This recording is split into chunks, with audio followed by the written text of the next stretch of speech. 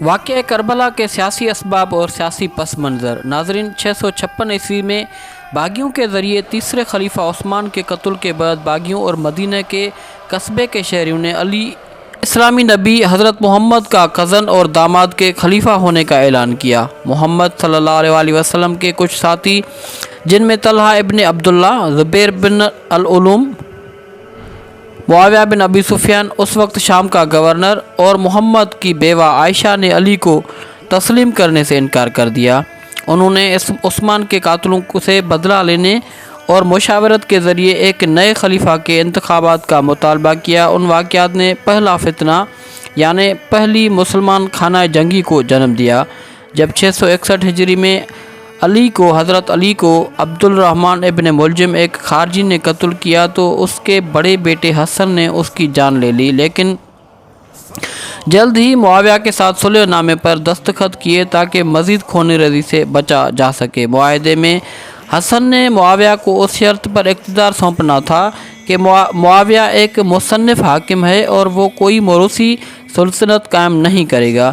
670 میں حسن کی وفات کے بعد اس کا چھوٹا بھائی حسین بنو ہاشم قبیلے کا سربراہ بن گیا، جس کا تعلق اسلامی نبی حضرت محمد صلی اللہ علیہ وسلم سے تھا۔ اگرچہ کوفہ میں ان کے والد کے حامیوں نے اس سے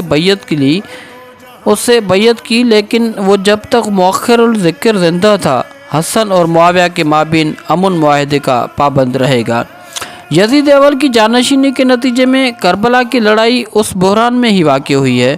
676 میں معاویہ نے اپنے بیٹے یزید کو جانشین نامزد کیا۔ مورخ ولفرڈ میڈلنگ نے اس اقدام کو حسن معاویہ معاہدے کی خلاف ورزی قرار دیا ہے۔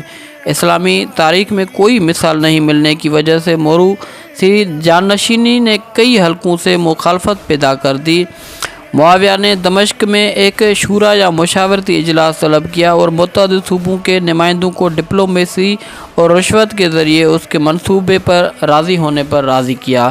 پھر اس نے مدینہ کے اس وقت کے گورنر مروان بن الحکم کو حکم دیا، جہاں حسین اور متعدد دیگر بااثر مسلمان مقیم تھے، اس فیصلے کا اعلان کرے۔ مروان کو اس اعلان کے خلاف مزاحمت کا سامنا کرنا پڑا، خاص طور پر حسین سے۔ عبداللہ ابن الزبیر، عبداللہ ابن عمر اور عبد الرحمن ابن ابی بکر، محمد کے ممتاز صحابہ کے بیٹے، یہ سب ان کی اولاد کی وجہ سے خلیفہ کے لقب کا دعویٰ بھی کر سکتے ہیں۔ معاویہ مدینہ چلا گیا اور چار اختلاف رائے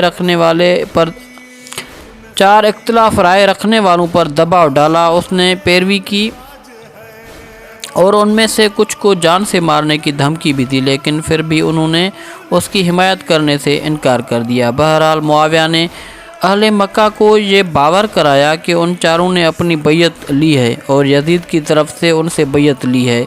دمشق واپسی پر اس نے مدینہ کے لوگوں سے بھی بیعت حاصل کی۔ یزید کی جانشینی کے منصوبے کے خلاف مزید کوئی احتجاج نہیں ہوا۔ مورخین نے یزید کی جانشینی، جسے اسلامی تاریخ کا سقم یا عیب سمجھا جاتا تھا، نے حکومت کو مشاورتی شکل سے بادشاہت میں تبدیل کر دیا۔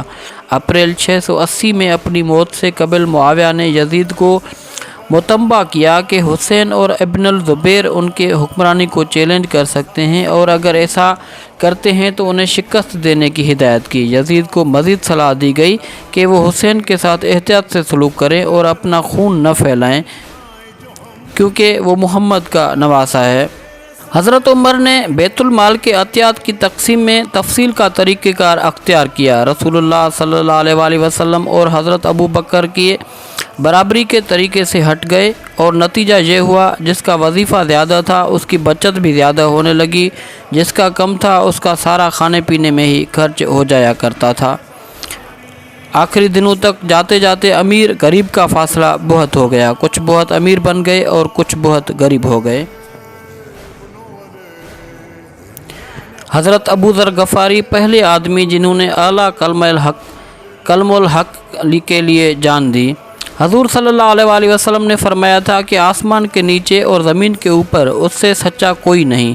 صبر نہ کر سکے، کہا کہ یہ محل کیوں تعمیر ہو رہے ہیں؟ گورنروں نے اوقات نماز کا پاس کرنا کیوں چھوڑ دیا ہے؟ ظالم حاکموں نے حضرت عثمان سے کہہ کے مدینہ رسول صلی اللہ علیہ وسلم سے نکلوا دیا، حضور کی مسجد سے دور کر دیا۔ 80 سال کے بوڑھے انسان کو بیٹی سمیت ربضہ نامی جنگل میں بھیج دیا، اور جس حال میں موت آئی اور ان کا جنازہ حضرت عبداللہ ابن مسعود وغیرہ نے پڑھا، ساری دنیا کے سامنے ہے۔ بہت مظلومی کی موت مرے۔ رسول نے فرمایا تھا کہ اے ابو ذر، تم اکیلے جیو گے، اکیلے مرو گے، اور اکیلے قیامت کے دن اٹھائے جاؤ گے۔ وہیں ربضہ میں دفن ہیں۔ اسلام میں سب سے پہلے جس شخص نے بغاوت کی وہ معاویہ تھے۔ آپ نے قرآن کے مطابق کہ باغی کے خلاف جنگ کی جائے لشکر تیار کر کے شام کا قصد کیا۔ ابھی مدینے سے باہر ڈیرا ڈالا تھا کہ اپنی چچی حضرت عباس ابن عبد المطلب کی زوجہ کا پیغام آیا کہ حضرت عائشہ عمرے پر آئی تھی اور انہیں حضرت طلحہ اور زبیر اپنے ساتھ لے کر بصرہ روانہ ہو گئے ہیں۔ لشکر کا خرچہ حضرت عثمان کے زمانے کے بصرہ اور یمن کے گورنروں نے ادا کیا، جنہوں نے بیت المال لوٹا تھا۔ چال یہ تھی کہ حضرت علی کی سیدھی ٹکر اگر امیر معاویہ سے ہوئی تو کچومر نکل جائے گا، لہذا یوں کیا گیا کہ اس سے پہلے ہی ایک جنگ جمل کا بندوبست کیا گیا، جس کے نتیجے میں یا علی نہ رہیں گے یا طلحہ اور زبیر، اور دونوں صورتوں میں بنی امیہ کے لیے خطرہ کم ہو جائے گا، اور یہ سازش کامیاب ہوئی۔ عراق میں کوفہ اور بصرہ جو خطرات سے نمٹنے کے لیے فوجی چھاونیاں بنائی گئی تھیں کہ لوگ آپس میں لڑ مرے۔ حسین ابن علی اپنے والد کے ہمراہ ان کے دور حکومت میں جمل، صفین اور نہروان کی لڑائیوں میں شریک ہوئے۔ سن 50 ہجری میں جب اس کا بھائی حسن مجتبی مارا گیا، معاویہ قریب 10 سال خلیفہ رہا۔ حسن کے ساتھ صلح معاہدے کے دوسرے پیراگراف کے مطابق معاویہ جانشین کا انتخاب نہیں کرے گا۔ جب حضرت حسن زہر کے نتیجے میں موت کی راہ پر گامزن تھا، اس نے اس زہر میں معاویہ پر اظہار شک نہیں کیا تاکہ حسین جوابی کارروائی نہ کرے۔ حسن نے وصیت کی کہ اسے اپنے نانا محمد کے پاس دفن کیا جائے، اور اگر اس معاملے پر کوئی تنازع یا خون خرابہ ہوا تو اسے اپنی والدہ فاطمہ کے پاس دفن کیا جائے۔ لیکن مروان بن حکم اس بہانے سے کہ لوگوں نے پہلے عثمان کو بقیہ میں دفن کرنے کی اجازت نہیں دی تھی، حسن کو محمد کے پاس دفن ہونے سے روک دیا۔ حسین نے ایک دھمکی آمیز خط میں معاویہ نے حسین کو بغاوت سے باز رہنے کا کہا، اور حسین نے سخت جواب میں لکھا، مجھے اس امت کے خلاف آپ کی حکومت سے بڑھ کر کسی بغاوت کا پتہ نہیں ہے۔ رسول کریم صلی اللہ علیہ وسلم نے فرمایا کہ سب سے پہلے جو میری سنت کو بدلے گا وہ بنی امیہ کا آدمی ہوگا۔ تخت بچھ گئے، سونے چاندی کے برتن استعمال کیے جانے لگے۔ حضرت مقدام نے کہا کہ میں تمہیں اللہ کی قسم دیتا ہوں، کیا حضور نے مردوں کے لیے ریشم حرام نہیں کیا؟ سونے چاندی کے برتنوں میں کھانا حرام نہیں کیا؟ درندوں کی کھالوں پر متکبر بن کر بیٹھنا حرام نہیں کیا؟ معاویہ نے بے گناہ صحابہ کو مارا، ان کی جائیدادیں ضبط کیں، زکوٰۃ بدلی، حج بدلا، نماز کے اوقات تبدیل کیے۔ امام حسین کہتے تھے کہ میرے بھائی نے جو صلح میں اس کے مطابق دیکھ رہا ہوں کہ تم آخری شرط پر قائم رہتے ہو یا نہیں کہ اپنے بعد کسی کو مقرر نہ کرو۔ یہ خط لکھا کہ جو دن میرا تیری زندگی میں گزر رہا ہے، ایک بات ایسی ہے کہ تمہارے خلاف جہاد فرض ہو جاتا ہے۔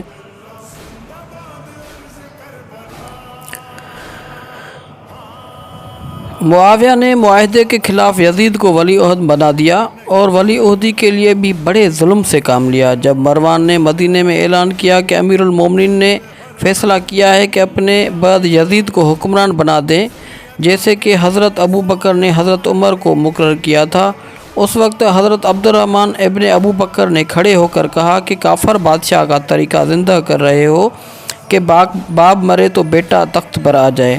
اسی وقت مروان نے حکم دیا کہ ان کو گرفتار کر لیا جائے۔ ابو بکر کے بیٹے کو انہوں نے بھاگ کر حضرت عائشہ کے حجرے میں پناہ لی۔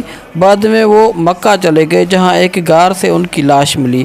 حضرت عائشہ کو بہت عرصے تک شک رہا کہ ان کو معاویہ نے خفیہ طور پر قتل کروایا۔